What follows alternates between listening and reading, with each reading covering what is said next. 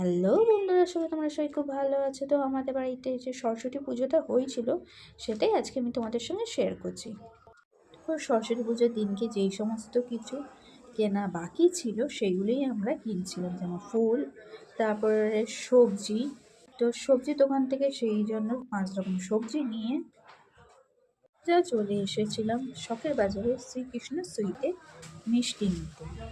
এখান থেকে মিষ্টি দই আর অনেক রকমের মিষ্টি নেওয়া হয়েছিল। এরপর সব কেনাকাটি করে আমরা বাড়িতে চলে এসেছিলাম।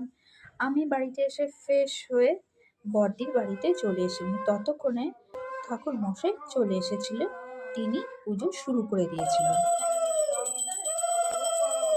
আর সেদিনকে ছিল সরস্বতী পুজোটা ছিল না, সেদিনকে 23শে জানুয়ারি এটা যে জন্মদিন হয়েছিল সেটাও আমরা একসাথে উদযাপন করেছিলাম।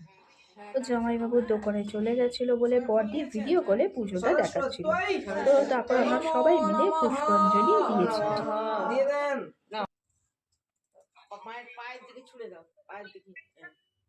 তো পুষ্পাঞ্জলির পর ঠাকুর মশাই মাকে আরতি করছিল।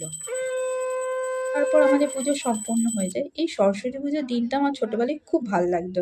সেদিনকে বইপত্র সরস্বতী চরণে দিতাম, অনেক মজা করতাম। তো তারপর আমি বড়দি আমার বোন মিলে প্রসাদ সাজিয়ে দিই সবার বাড়িতে বাড়িতে, সবাইকে একটু প্রসাদ দিয়ে এসেছিলাম। এই সরস্বতী পুজোতে আমরা অনেকজনকেই নেমন্তন্ন করেছিলাম। যেখানে আমরা খাবার অর্ডার দিয়েছিলাম দারচিনিকে, তিনি খাবার দিয়ে যান আর আমি সেই খাবার নিয়ে মাকে হসপিটালে দিয়ে এসে আমি সোজা খেতে বসে গেছিলাম সবার সাথে। সরস্বতী পুজো আমার বেশ ভালোই কেটেছিল। তোমাদের কার কেমন কেটেছিল কমেন্টে জানিয়ে, কিন্তু আমার ভিডিও ভালো লাগলে একটা লাইক করো। আর দেখা হচ্ছে নেক্সট ভিডিও। টাটা।